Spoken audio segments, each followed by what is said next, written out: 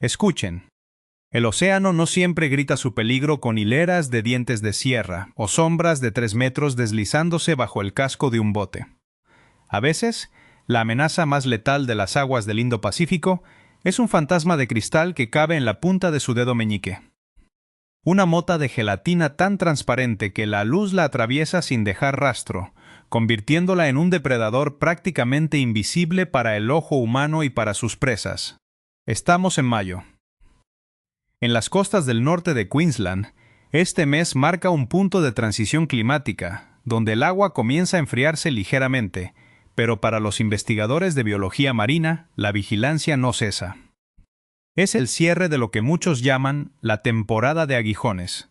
Durante los meses de verano y principios de otoño, estas playas paradisíacas se esconden un secreto microscópico y aterrador.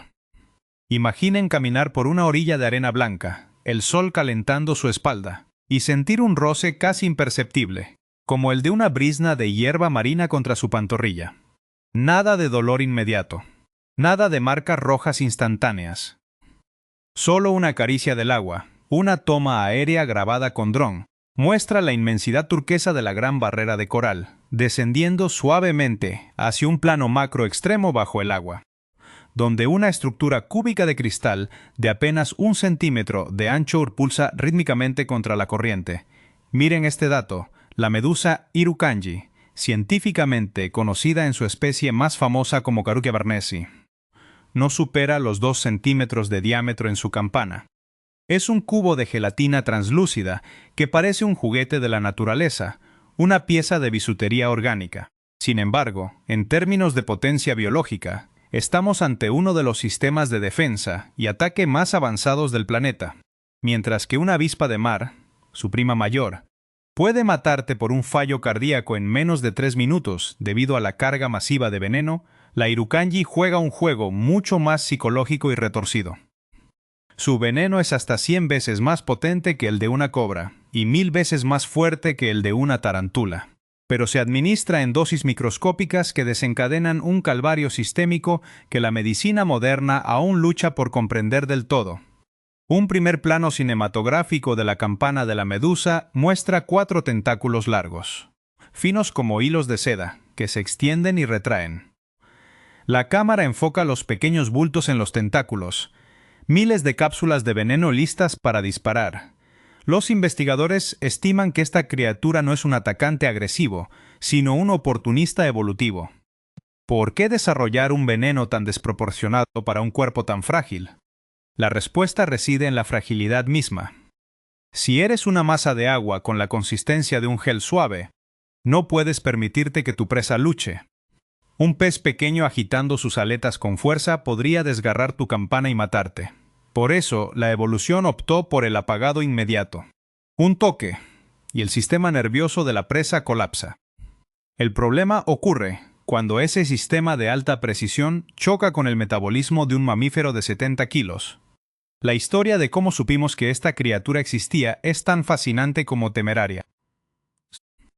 Durante décadas, los bañistas en Australia caían enfermos con síntomas atroces: vómitos, dolores musculares insoportables y una angustia mental inexplicable. Los médicos estaban desconcertados porque no encontraban picaduras. Fue en 1964 cuando el doctor Jack Barnes, un hombre cuya curiosidad rayaba en la locura científica, decidió capturar a la pequeña medusa sospechosa y, ante la falta de voluntarios, se dejó picar a sí mismo, a su hijo y a un socorrista, para demostrar que ese ser diminuto era el responsable. Barnes sobrevivió para contarlo, pero su experimento puso nombre al síndrome Irukandji, una condición que lleva al cuerpo humano a un estado de terror fisiológico puro. En una recreación visual, vemos la silueta de un nadador en aguas abiertas. El agua está en calma total, casi como un espejo. Bajo la superficie, cientos de estos diminutos cubos transparentes flotan como minas marinas indetectables, con sus tentáculos extendidos formando una red invisible. Prometimos explicar el mecanismo que hace que este veneno sea una anomalía biológica. No se trata solo de dolor. El veneno de la Irukandji provoca una liberación masiva de catecolaminas, las hormonas que el cuerpo genera en situaciones de vida o muerte. Imaginen que su cuerpo les dice, con cada fibra de su sistema nervioso, que algo terrible está a punto de suceder, aunque estén en una cama de hospital bajo vigilancia médica. Es la paradoja perfecta. El asesino es invisible, el ataque es indoloro, pero la consecuencia es un descenso a los infiernos de la percepción humana. Pero, ¿cómo caza realmente este fragmento de cristal en la inmensidad del océano? ¿Cómo logra orientarse sin un cerebro centralizado ni ojos complejos? Eso es lo que vamos a desglosar a continuación, porque su anatomía es un desafío directo a lo que creemos saber sobre la vida simple. Un plano detallado muestra el borde de la campana de la medusa, donde se aprecian unos órganos sensoriales llamados ropalios, que actúan como sensores de luz y gravedad, permitiendo a la criatura navegar en un mundo de 3 dimensiones sin tener un arriba o un abajo definido. Para entender a la Irukandji, debemos abandonar la idea de que las medusas son simples globos de agua que flotan a merced del viento. Evolutivamente, los cubozoos, la clase a la que pertenece nuestra protagonista, son los cazabombarderos del mundo de los... Mientras que otras medusas se limitan a filtrar el agua con la esperanza de que algo choque contra ellas, la Irukandji es una depredadora activa que posee una ingeniería sensorial que desafía su aparente simplicidad. Miren este dato. Esta criatura no tiene un cerebro central, pero posee 24 ojos. Sí, han escuchado bien. Distribuidos en 4 estructuras llamadas ropalios situadas en los laterales de su campana. Estos ojos no son meras manchas fotosensibles. Algunos cuentan con córnea, cristalino y retina. Aunque no procesan imágenes como nosotros, les permiten distinguir formas, detectar el horizonte y, lo más importante, navegar con precisión hacia áreas iluminadas donde se concentra su alimento preferido. Larvas de peces y pequeños crustáceos. Un primer plano extremo de un ropalio muestra la pequeña esfera sensorial moviéndose suavemente. La luz se refracta en el cristalino biológico, revelando una complejidad estructural asombrosa para un animal compuesto en un 95% por agua. Imaginen un sistema de armas que se activa en una millonésima de segundo. Ese es el primer nivel de explicación de su peligro, el mecanismo físico. En cada milímetro de sus tentáculos, y también en su campana, un rasgo inusual que aumenta el riesgo de contacto accidental, se encuentran miles de cnidocitos. Son células que funcionan como cápsulas de alta presión. Cuando algo roza el disparador químico o mecánico de estas células, se eyecta un dardo microscópico llamado nematocisto. La aceleración de este disparo es uno de los procesos biomecánicos más rápidos del reino animal, equivalente a la fuerza de una bala saliendo de un fusil, lo que le permite perforar las escamas de un pez o la piel humana con facilidad quirúrgica. Bajo una lente de microscopio electrónico recreada visualmente, vemos un nematocisto disparándose. El dardo, con forma de arpón y lleno de púas invertidas, gira sobre sí mismo mientras penetra el tejido, asegurando que el veneno se inyecte profundamente en el torrente sanguíneo. Pero el verdadero terror biológico reside en el segundo nivel, el cóctel químico. A diferencia de otros depredadores que usan neurotoxinas para paralizar músculos, la Irukandji utiliza un veneno que secuestra el sistema nervioso simpático. No busca matarte de inmediato por necrosis, sino que desencadena un caos hormonal. Tras el contacto, el cuerpo de la víctima recibe una descarga masiva de adrenalina y noradrenalina.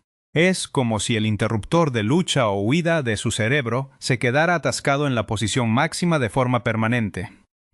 Esto provoca una hipertensión arterial tan extrema que el corazón late con una violencia capaz de causar un edema pulmonar o una hemorragia cerebral. Una secuencia fluida muestra a la medusa impulsándose en el agua mediante contracciones rítmicas de su campana. El movimiento es elegante y coordinado, muy alejado del vaivén errático de las medusas comunes. ¿Cómo es posible que algo tan pequeño maneje una fuerza tan devastadora? Los investigadores estiman que esta hipertoxicidad es un seguro de vida. En el vasto océano, un depredador de cristal no puede permitirse una pelea larga. Si el pez que intenta capturar lucha durante 10 segundos, podría romper los delicados tejidos de la medusa. El veneno debe ser un apagón sistémico instantáneo para la presa. El hecho de que para un humano sea un tormento de 24 a 48 horas es, desde el punto de vista de la evolución, un desafortunado error de escala. A diferencia de otras especies, la Irukandji no forma grupos sociales ni enjambres estables, pero se mueve siguiendo corrientes y termoclinas específicas. No es una masa estúpida de gelatina, es un organismo que toma decisiones basadas en la luz y la química del agua. Posee un sistema nervioso distribuido, una red de neuronas que rodea su campana y coordina sus 24 ojos con sus impulsos motores. Es un dron biológico autónomo, invisible y cargado con una de las sustancias más tóxicas de la biosfera. Un plano medio muestra a la Irukandji flotando en una columna de agua donde la luz del sol se filtra en rayos verticales. La medusa parece desaparecer y reaparecer a medida que cambia el ángulo de la luz, subrayando su naturaleza fantasmal. Lo más inquietante de su anatomía es que los tentáculos pueden extenderse hasta 1 metro de longitud cuando está cazando, volviéndose tan finos que son físicamente imposibles de detectar en el agua en movimiento. La criatura es el núcleo de una red de pesca invisible que se desplaza por el océano. Es aquí donde la ciencia desmonta el mito de la medusa asesina que busca humanos. Somos simplemente demasiado grandes para su radar. Obstáculos accidentales en su búsqueda interminable de presas microscópicas. Sin embargo, ese choque accidental es lo que ha convertido a este animal en una leyenda de la supervivencia y el peligro. La Irukandji no es solo un enigma biológico, es un desafío logístico extremo para la ciencia moderna. Miren este dato. Localizar a una criatura del tamaño de un grano de uva en la inmensidad del mar de coral es como buscar una aguja de vidrio en un pajar de cristal. Los investigadores estiman que, a pesar de su peligrosidad, sabemos menos sobre sus ciclos de población que sobre muchas especies abisales. No se desplazan en grandes bancos visibles desde la superficie, lo que convierte cada censo en una tarea de detectives submarinos. Para estudiarlas, los biólogos marinos deben trabajar en la oscuridad. Literalmente. Utilizan potentes focos de luz ultravioleta y redes de malla ultrafina durante la noche, aprovechando que la medusa sube a la superficie para alimentarse. Es un trabajo de precisión quirúrgica. Un movimiento brusco y el espécimen, frágil como un suspiro, se deshace entre los dedos del investigador.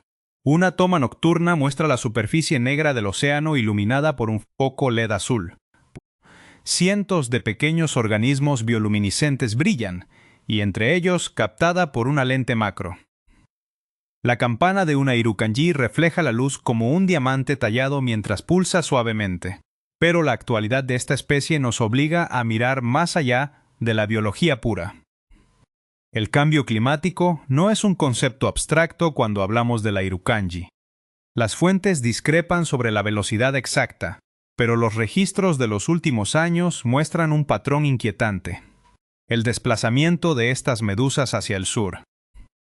Lo que antes era un riesgo confinado a las cálidas aguas del norte de Queensland, ahora está apareciendo con mayor frecuencia en destinos turísticos como la isla Kagari, antes conocida como Fraser Island, e incluso en las costas más templadas de Nueva Gales del Sur.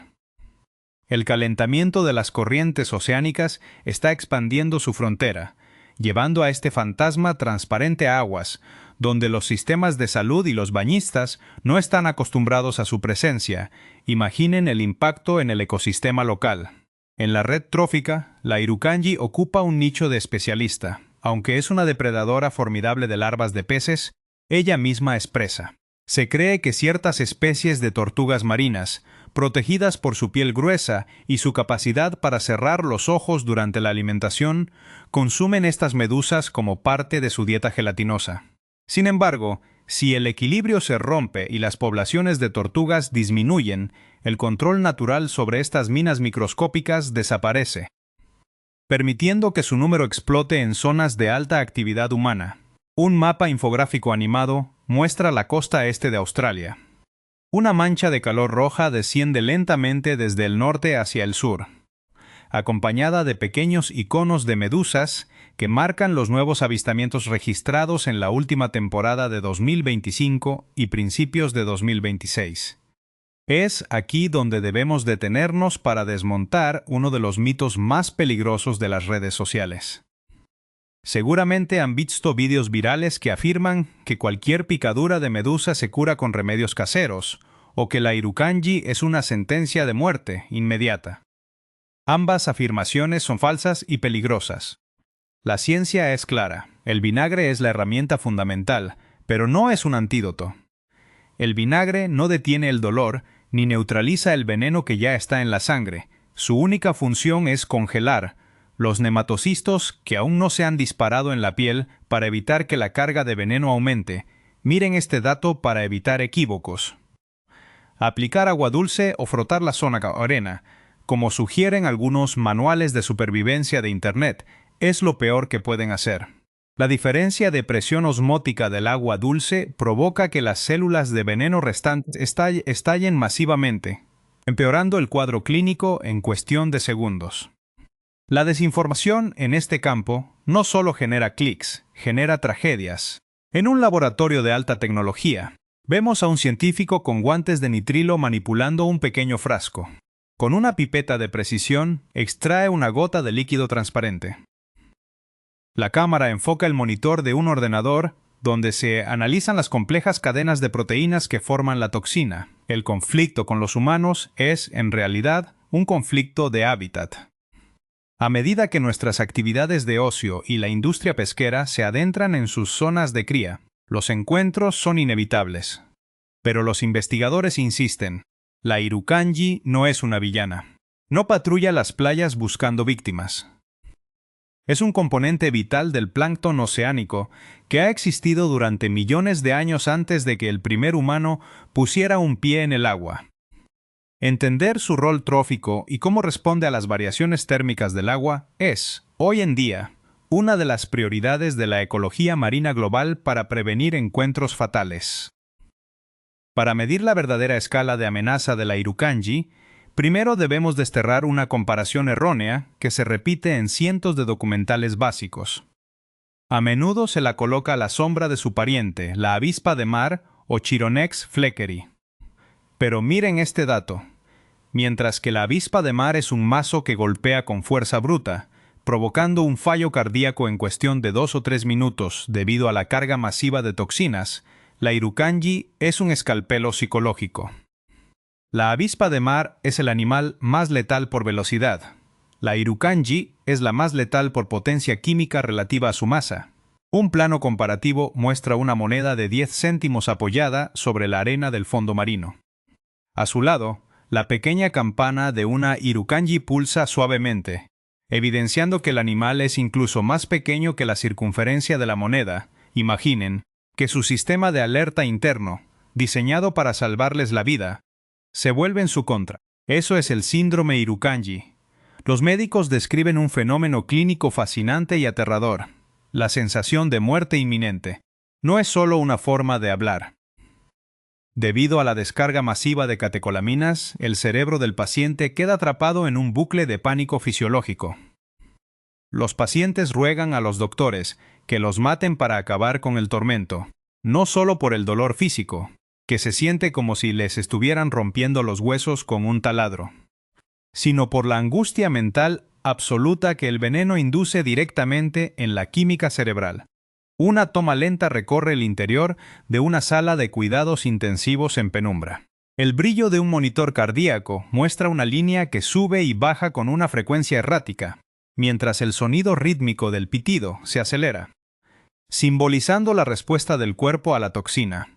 Las fuentes discrepan sobre si existe una sola Irukandji o si estamos ante un complejo de hasta 10 o 12 especies diferentes con efectos similares. Lo que sí sabemos es que el equívoco más común es creer que este es un problema exclusivo de Australia.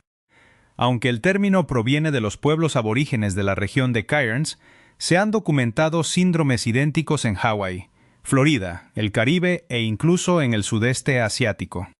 Los investigadores estiman que muchas muertes atribuidas a paros cardíacos inexplicables de nadadores en estas regiones podrían haber sido, en realidad, Encuentros con especies de medusas cubozoas diminutas aún no catalogadas oficialmente en esas aguas.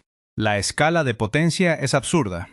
Si comparamos gramo por gramo, el veneno de esta medusa deja en evidencia a cualquier serpiente terrestre. Un solo miligramo de su toxina es suficiente para desencadenar el colapso sistémico en varios humanos adultos. Sin embargo, debido a que la medusa es tan pequeña, la cantidad total que inyecta en un roce suele ser minúscula, lo que permite que la medicina moderna salve a la gran mayoría de las víctimas mediante el control estricto de la presión arterial y la administración de analgésicos potentes. Sin el soporte médico adecuado, la tasa de mortalidad sería drásticamente superior. Un mapa global se despliega en la oscuridad, con puntos de luz cian parpadeando no solo en Australia, sino en archipiélagos del Pacífico y costas americanas. Las corrientes marinas se muestran como venas de luz que conectan estos puntos de peligro invisible. Otro equívoco habitual es pensar que el traje de neopreno estándar es una protección total. Si bien cubre la mayor parte del cuerpo, cualquier centímetro cuadrado de piel expuesta, la cara, las manos o los tobillos, es un puerto de entrada suficiente para la Irukandji. De hecho, en las playas del norte de Australia, los socorristas utilizan trajes de licra completa, específicamente diseñados para evitar que los tentáculos se adhieran a la piel. Miren este dato: el espacio entre las fibras de un tejido normal es, a menudo, lo suficientemente grande como para que los nematocistos disparen su dardo a través de él. Mucha gente se pregunta por qué no se crea un antisuero universal. La respuesta es la complejidad molecular. El veneno de los cubozoos es una mezcla de proteínas que atacan simultáneamente el corazón, los pulmones y el sistema nervioso. Además, la variabilidad entre las diferentes especies de Irukandji hace que un antídoto para Carukia barnesi no sea necesariamente efectivo para una Malokingi, otra de las especies letales del grupo. Estamos luchando contra un enemigo que cambia su firma química según la región. Una secuencia macro muestra a una Irukandji capturando una larva de pez. El pez queda rígido al instante, como si se hubiera convertido en piedra, mientras los tentáculos de la medusa comienzan a contraerse para llevar el alimento hacia la boca bajo la campana. ¿Es la Irukandji el depredador más exitoso del océano? Si definimos éxito por la capacidad de dominar un entorno siendo prácticamente invisible y con una inversión mínima de energía, la respuesta es un sí rotundo. Pero esa misma invisibilidad es la que genera el mito y el miedo. No estamos ante un monstruo, sino ante una obra maestra de la miniaturización biológica. La pregunta que queda es: ¿estamos preparados para compartir el océano con un fantasma que cada vez coloniza más territorios?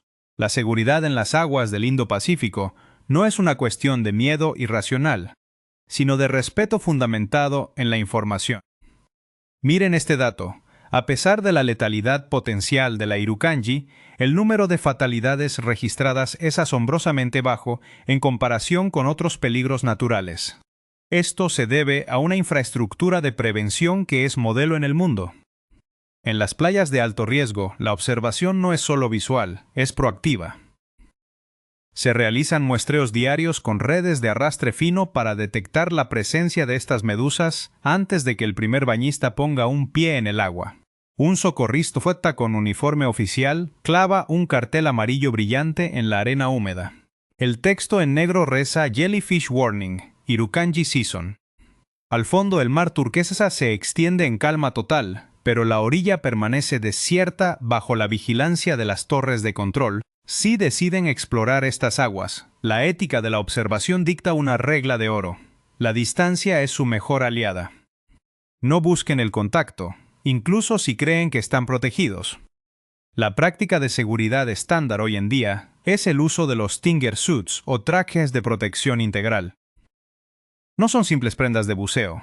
Son barreras físicas de licra o nylon de alta densidad que aprovechan una debilidad mecánica del animal. Los nematocistos de la Irukandji necesitan un impacto directo con una superficie química que reconozcan como presa para dispararse con toda su fuerza. La licra engaña a estos sensores y proporciona una capa de deslizamiento que evita que los tentáculos se adhieran. Plano detalle de la superficie de un traje de protección bajo el agua. Se observa cómo una brizna de material orgánico roza el tejido elástico y se desliza sin quedar atrapada, manteniendo la piel del nadador a salvo de cualquier contacto celular. En caso de un encuentro accidental, la rapidez es vital, pero la calma lo es más. El protocolo es estricto: salir del agua inmediatamente, no frotar la zona y aplicar vinagre doméstico en abundancia durante al menos 30 segundos. Los investigadores estiman que esta acción neutraliza miles de células de veneno que aún no han penetrado en la piel. Pero recuerden, esto es solo el primer paso. El síndrome Irukandji puede tardar entre 5 y 40 minutos en manifestarse. La observación médica profesional es obligatoria, incluso si en el momento del roce parece que no ha ocurrido nada grave. Imaginen el océano no como un lugar de recreo, sino como un ecosistema complejo donde nosotros somos los invitados. La conservación de la Irukandji no suele ser un tema popular en las agendas ambientales, pero su rol es fundamental. Como depredadores de larvas de peces y pequeños crustáceos, ayudan a regular las poblaciones del plancton. Sin ellas, podríamos enfrentarnos a desequilibrios que afectarían a las pesquerías comerciales y a la salud de los arrecifes. La protección de sus depredadores naturales, como las tortugas marinas, es la forma más ética y efectiva de mantener a las medusas en sus zonas habituales y fuera de nuestras playas. Una tortuga boba se desliza con parsimonia a través de una nube de microorganismos. Con un movimiento rápido de su mandíbula, consume una medusa transparente. Los restos gelatinosos se dispersan en el agua, mientras la tortuga continúa su ruta migratoria sin mostrar signo alguno de dolor. La honestidad científica nos obliga a admitir que este episodio es solo un resumen comprimido de un campo de estudio en constante expansión. Aún no comprendemos del todo cómo estas criaturas logran procesar la información de sus 24 ojos sin un cerebro central, ni cuántas especies más de Irukandji se esconden en las corrientes profundas del océano global.